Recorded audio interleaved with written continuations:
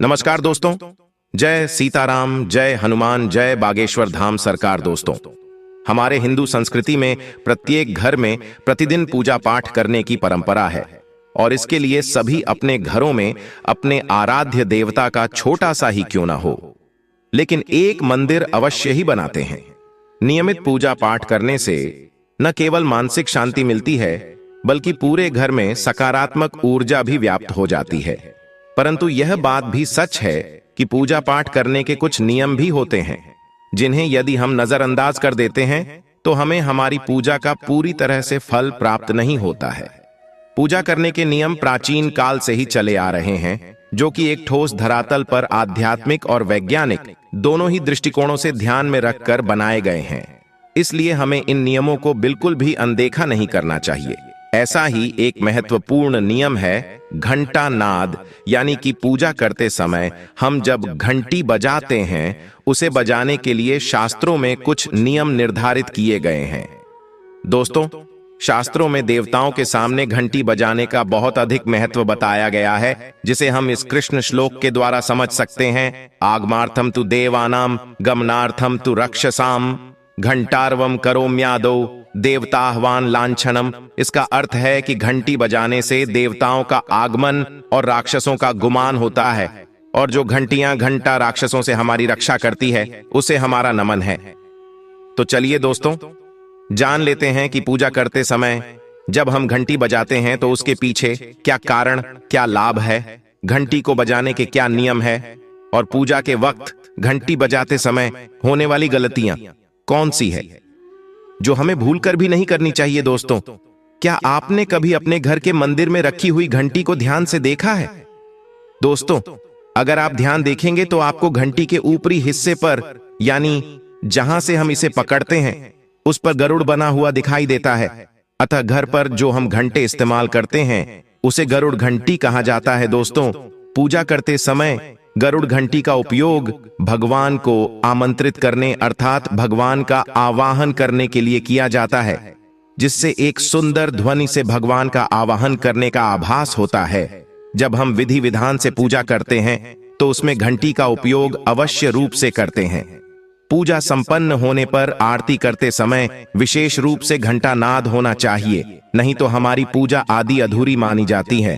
परंतु हम में से अधिकांश लोग इसे मात्र एक सामान्य प्रक्रिया मानते हैं और पूजा करते समय घंटी बजाना भूल जाते हैं। तो आइए जानते हैं उन नियमों के बारे में। लेकिन उससे पहले आपसे एक विनती करते हैं कि अगर आपने अभी तक हमारे चैनल को सब्सक्राइब नहीं किया है तो चैनल को सब्सक्राइब करके बेल आइकन जरूर दबाइए और सच्चे मन से, सच्चे हृदय से कमेंट बॉक्स में लिखना न भूलें, ओम नमः शिवाय, और वीडियो को एक लाइक अवश्य करें।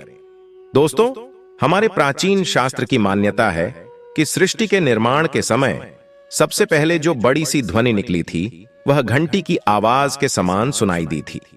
घंटी की ध्वनि में ओमकार नाद का भी आभास होता है, इसलिए घंटी को ईश्वर की आवाज मानते हुए पूजा में स्थान मिला है। इसलिए घंटी का कभी भी अपमान न करें, और जिस तरह से देवी देवताओं की पूजा की जाती है वैसे ही घंटे की भी पूजा करनी चाहिए। दूसरी बात, घंटी को प्रणाम करके ही उसे बजाना चाहिए। बिना प्रणाम किया घंटी बजाना अच्छा नहीं माना जाता।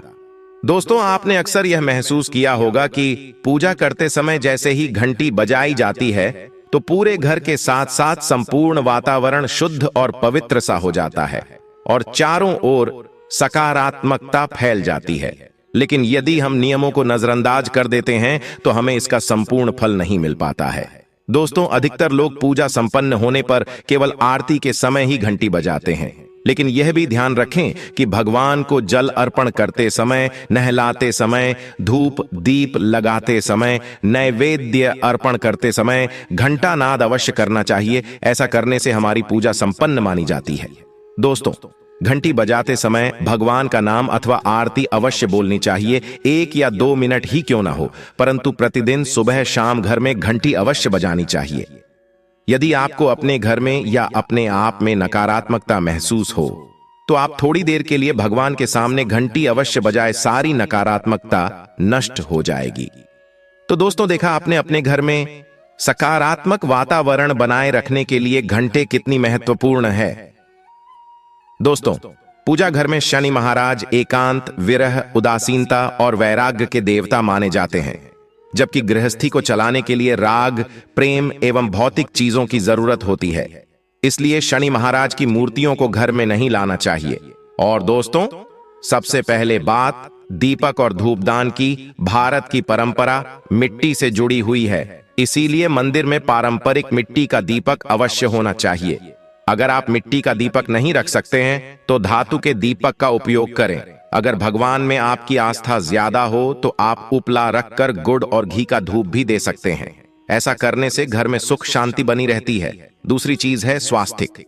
घर के मंदिर में स्वास्तिक अवश्य होना चाहिए। या तो आप इसे रोली से बना लें, क्योंकि स्वास्तिक आपके घर की शक्ति, सौभाग्य, समृद्धि और शुभता का प्रतीक माना जाता है।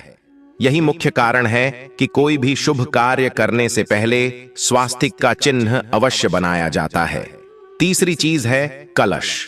भगवान श्री कृष्ण कहते हैं, कलश सुख और समृद्धि का प्रतीक है। अपने मंदिर में रोली कुमकुम से स्वास्तिक बनाकर उस पर मंगल कलश अवश्य रखें।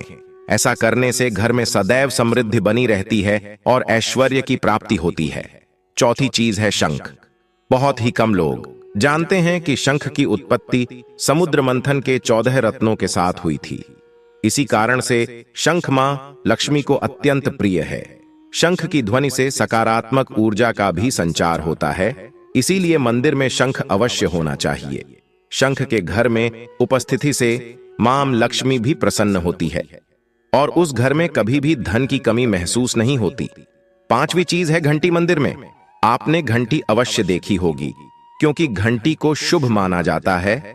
इसीलिए जब घर के मंदिर में घंटी की आवाज होती है, वहां का वातावरण शुद्ध और पवित्र बनता है। जिस घर में पूजा के दौरान घंटी बजाई जाती है, उस घर के आसपास की सभी नकारात्मक शक्तियां दूर हो जाती हैं और साथ ही सुख समृद्धि के द्वार खुलने लगते हैं। तो ये हैं वो वस्तुएं जिन्हें घर के मंदिर में जरूर रखना चाहिए। आइए अब जान लेते हैं कि घर के मंदिर में कौन सी चीजें कभी भी नहीं रखनी चाहिए। सबसे पहली बात, गणेश जी की विषम संख्या में मूर्ति। घर में कभी भी गणेश जी की मूर्ति 3 अथवा 5 ऐसी विषम संख्या में न रखें। अपने मंदिर में गणेश जी की केवल 2 मूर्तियां रखें, इसे शुभ माना जाता है। अगर आप अपने मंगल की कामना करते हैं तो गणेश जी की मूर्ति मुख्य द्वार पर अंदर की तरफ मुख करके लगा लें। कई लोग ये गलती करते हैं कि मुख्य द्वार पर गणेश जी की मूर्ति बाहर की ओर मुख करके लगा देते हैं, जिससे उन्हें काफी नुकसान का सामना करना पड़ता है। अगर आप चाहें तो मुख्य द्वार के दोनों ओर लगा दें या फिर मुख्य द्वार के अंदर की ओर लगाइए, लेकिन खाली बाहर की ओर कभी भी नहीं लगाना चाहिए। दूसरी चीज, टूटे हुए चावल। अपने मंदिर में कभी भी टूटे हुए चावल न रखें। इसके साथ ही पुराने चढ़ाए हुए चावल अधिक समय तक न रखें। यह नकारात्मक ऊर्जा फैलाते हैं। ये बात भी ध्यान रहे कि आप मंदिर में रखने वाले चावलों का इस्तेमाल हल्दी में भिगोकर ही करें, इससे अधिक शुभ परिणाम मिलेंगे। तीसरी चीज है पूर्वजों की तस्वीर। अगर आपके घर के मंदिर में अपने पूर्वजों की तस्वीर रखी हुई है तो उसे तुरंत वहां से हटा दें, क्योंकि वास्तुशास्त्र में पूजा घर में मृत परिजनों की तस्वीरें रखना अशुभ माना जाता है। दोस्तों, इससे अशुभ परिणाम प्राप्त होते हैं। मृतक परिजन पूजनीय और सम्माननीय हैं, किंतु उनका स्थान देवताओं के बराबर नहीं है। मृत परिजनों की तस्वीर घर के पूजा घर में रखने से पूजा घर का वातावरण भी नकारात्मक बन जाता है, जिसका अशुभ परिणाम हमें भुगतना पड़ता है। कई लोग साधु संतों की मूर्तियां अथवा साधु संतों की तस्वीरें भी पूजा घर में रख देते हैं, लेकिन ऐसा करना अशुभ माना जाता है। अगर आप किसी साधु संत को मानते हैं तो उनकी तस्वीर दीवार पर लगा सकते हैं, लेकिन पूजा घर में भूल से भी न रखें। अथवा काली माता की मूर्तियां भी नहीं रखनी चाहिए। इसी के साथ ही माता लक्ष्मी की खड़ी हुई मूर्ति की भी पूजा नहीं करना चाहिए। दोस्तों, माता लक्ष्मी सदैव ही बैठी हुई मुद्रा में होनी चाहिए। इस प्रकार से हमें पूजा घर में इन मूर्तियों को नहीं रखना चाहिए। दोस्तों, आइए अब जानते हैं उन विशेष वस्तुओं के बारे में जो आपकी पूजा घर में जरूर होनी चाहिए। इन चीजों के पूजा घर में होने से घर में होती है धन की वर्षा मां लक्ष्मी करती है, ऐसे घर में स्थायी रूप से वास करती है।